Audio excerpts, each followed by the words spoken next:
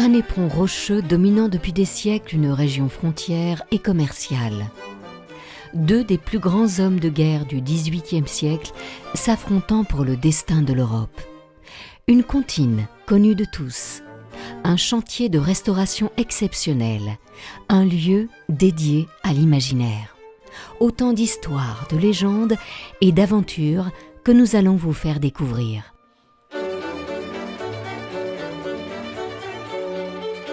Pour commencer, sachez que ce nom de Malbrook fait référence à un duc anglais, ancêtre de Winston Churchill et de Lady Diana, qui inspira une célèbre comptine. Ce n'est pas le tourisme qui amena le sieur Malbrook au pays des Trois Frontières, ce fut la guerre de succession au trône d'Espagne, laquelle ensanglanta la France de 1701 à 1704. La Moselle est alors au cœur d'un conflit qui se joue à l'échelle du continent. Deux grandes familles s'affrontent, les Habsbourg qui règnent sur l'Autriche et l'Espagne, et les Bourbons, avec Louis XIV à leur tête. Mariage, alliances, tractations diplomatiques et démonstrations de force. Tout est prêt pour que se déclenche la guerre de succession d'Espagne, dont l'enjeu n'est rien moins que la domination sur l'Europe.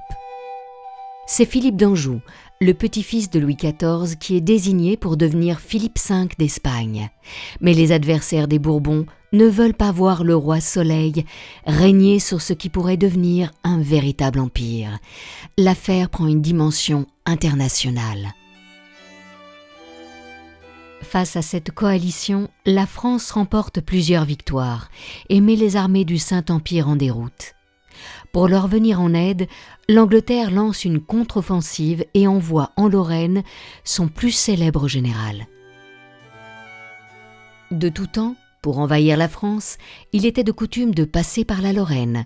C'est ainsi que le terrible duc de Malbrook, qui n'a jamais connu la défaite, va occuper le château de Meinsberg et lui donner son nom. Se croyant en infériorité numérique, le duc décide d'attendre les renforts promis par le prince de Bade. Hélas, les vivres commencent à manquer. Au roi d'Angleterre! Au roi d'Angleterre! Et au duché de Marlborough! Au duché de Marlborough! Le prince de Bade ne vient pas. Le prince de Bade ne viendra jamais.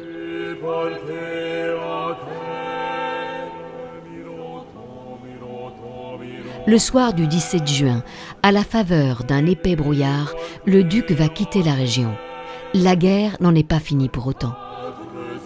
Malbrook continue son chemin. Il traverse dans toute la Belgique, arrive à Denain et Malplaquet, dans le nord de la France. Les deux batailles les plus sanglantes de tout le XVIIIe siècle. On croira même Marlborough mort. Il ne sera pas mort à cette bataille. Mais en tout cas, c'est une victoire anglaise. Mais une victoire à la Pyrrhus.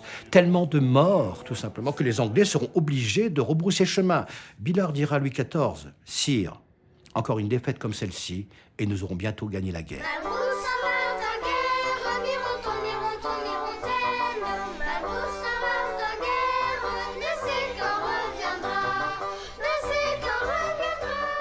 Malgré le peu de temps qu'il a passé dans notre région, le duc de Malbrook l'a marqué de son empreinte. Si son nom a été donné à un château, une comptine connue dans le monde entier l'a, elle, tournée en dérision.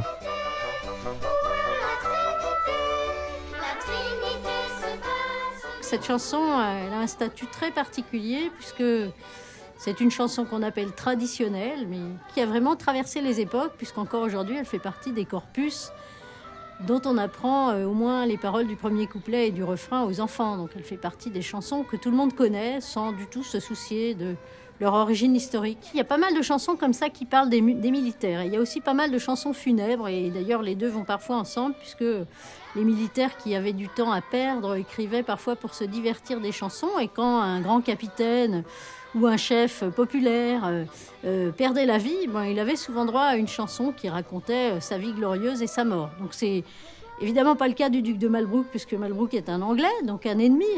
Et donc cette chanson, c'est une chanson moqueuse sur un chef ennemi Et c'est pour ça que la chanson se moque y compris de sa mort, puisque d'abord on ne sait pas s'il est mort ou vivant, et son attente provoque quelques inquiétudes, et puis finalement sa mort n'est pas du tout déplorée par les gens qui la racontent, et ça finit de façon assez joyeuse en vérité. Donc, c'est pas vraiment une chanson funèbre, mais pourtant ça raconte le convoi d'enterrement de Malbrook, après qu'il ait été vainement attendu par sa propre épouse. Malbrook s'en va en guerre, Mironton, Mironton, Mirontaine. On lui dit au revoir. D'ailleurs, dans la chanson, vous entendez Madame dans sa tourmente.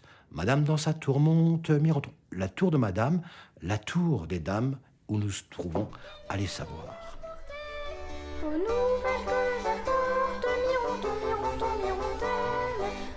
La chanson de Malbrook a connu une popularité qu'aucune comptine de ce genre n'a jamais égalée.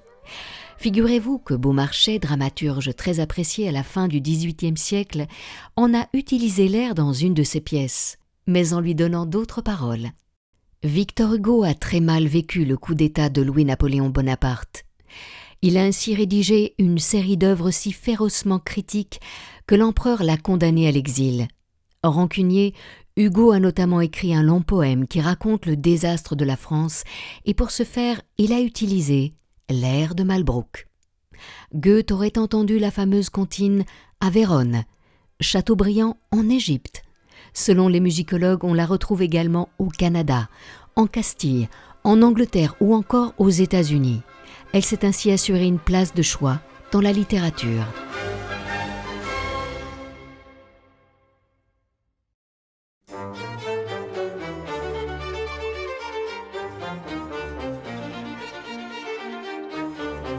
Oublions donc le duc de Malbrook et revenons-en au château, son histoire et sa légende jusqu'à nos jours.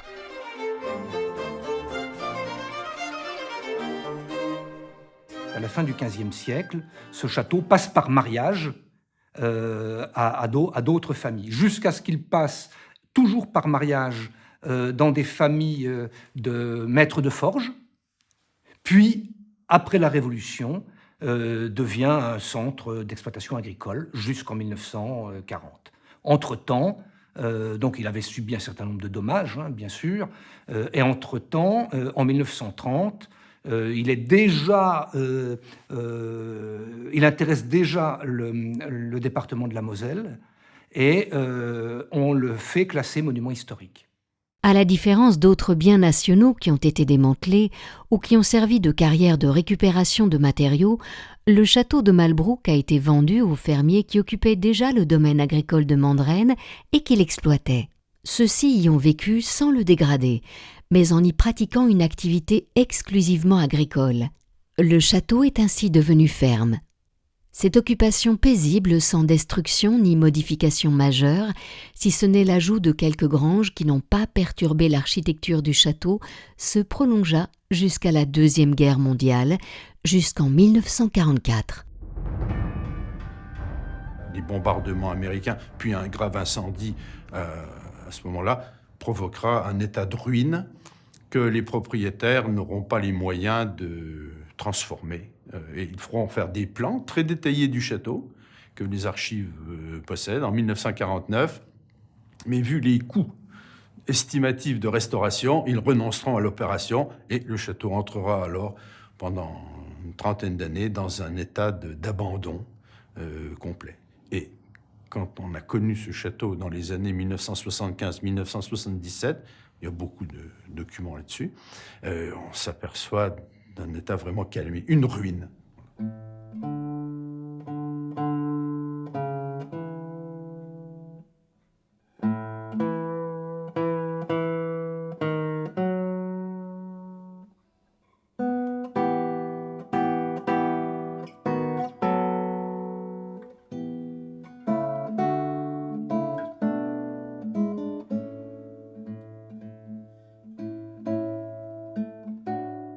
Le 5 septembre 1998, le château ouvre ses portes pour la première fois au public avec une exposition sur la Toison d'Or. Donc le département de la Moselle, qui s'était engagé dans la restauration de ce château prestigieux, décide de proposer une exposition d'une très grande qualité au public qui pouvait également s'intégrer au lieu en lui-même.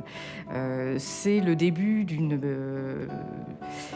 mise en place d'un programme culturel, artistique dans ce site avec d'autres expositions qui se sont succédées dans les années qui ont suivi.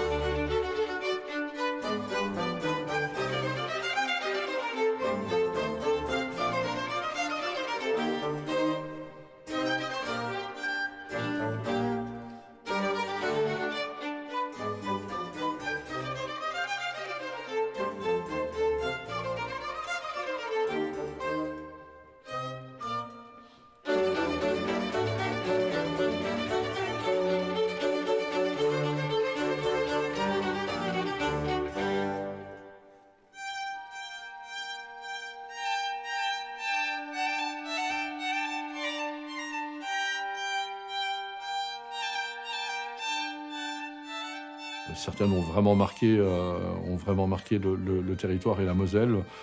Je pense à celle que j'ai vue, Ousmane Sow par exemple. Je pense à Ben, je pense à Niki de Saint-Phal, en se rapprochant un petit peu de nous. Je pense à Brassens, je pense au Chevalier Samouraï. Voilà, ce sont de belles expositions qui ont effectivement marqué le territoire.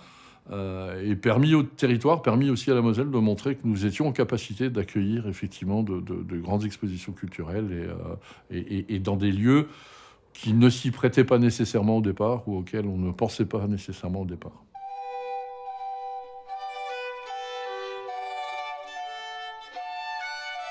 Le château de Malbrouck connaît un énorme succès depuis sa réouverture, après des travaux très importants qui ont été réalisés et totalement financés par le Conseil général à l'époque, le département de la Moselle. C'est plus d'1 million de visiteurs que nous avons reçus. Vous savez, je pense que chaque territoire a l'obligation et l'ambition de marquer sa particularité.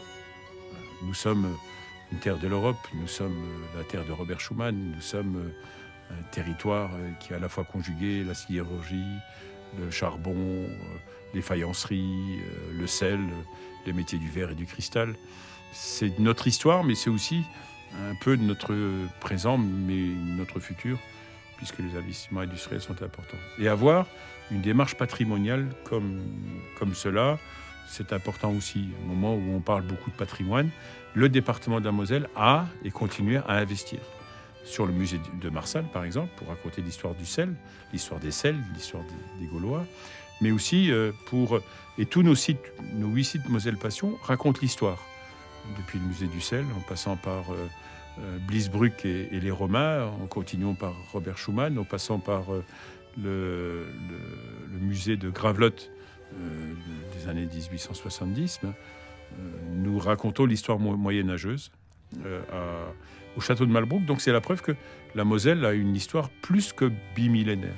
Et si on le fait au travers de ces édifices, au travers de ces lieux de vie, puisque c'était des lieux de vie à côté du château fort de Sierre-les-Bains, au bord de la rivière la Moselle qui relie du nord au sud l'Allemagne, le Luxembourg et la France, c'est aussi la marque très particulière que nous voulons, la Moselle, l'Eurodépartement.